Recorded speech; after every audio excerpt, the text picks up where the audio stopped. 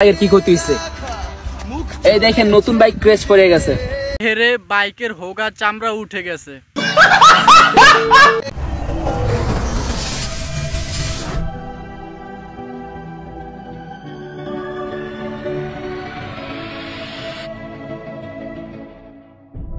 বাবা ছাড়া ছেলেটা এখন বড় হয়ে গেছে, রয়েছে তার শখের গাড়ি, আর এখন 6.5 লাখ টাকার গাড়ি নিয়ে ঘুরি।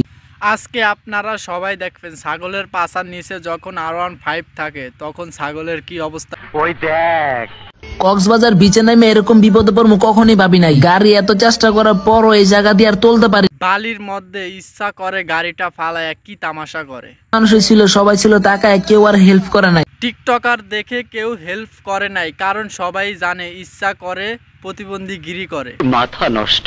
তখনই বুঝছি এটা তো বাংলাদেশ, এদেশের মানুষ দাঁড়ায় দাঁড়ায় তামাশা দেখতে ভালোবাসে, কেউ আর সাহায্য করে না।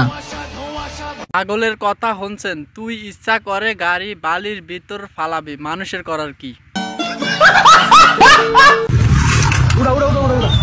শখের গাড়িটা কিনতে না কিনতে ভেঙে গেল। ডাইনসারে যে ডাল ছিল আমি খেয়ালই করি না। শখের জিনিস খুব কমই টিকে, কিছুদিন আগে কিনলাম আর এখনই শেষ। এখানে বাইকের হয়েছে কি, চলুন তো দেখে আসি। দেখে যান বাইকের কি ক্ষতি হইছে। এই দেখেন নতুন বাইক ক্র্যাশ করে গেছে। হেরে বাইকের হোগা চামড়া উঠে গেছে। তো নতুন বাইক এখানে ক্র্যাশ করছে, এখানে ক্র্যাশ করছে, তারপরে এসে এই সাইডে বাইক পড়ছে, 2-3 বার পড়ছে। তো একবার দেখাইছিলাম আর বাকিবার দেখাইতে পারি নাই। এই দেখেন ভাই বাইকের পেনটা খুলে দেখুন, নাকি ওর বেশি 2টা উঠে গেছে। মানে এটা কোনো কথা? তো অনেকে বলছিস এটা কি মডিফাই করে গাড়ি নাকি?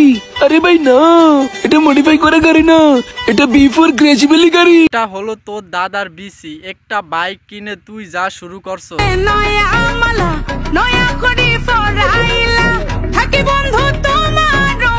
নবাবের বাপটা একটু দেখুন। আচ্ছা ভাই, এই ছাগলটা এরকম করে কেন? আপনারা সবাই কমেন্ট করে। তারা নিজেকে নিজে অনেক বড় মনে করে, তারা জ্বরে যাবে, তারা টিকবে না।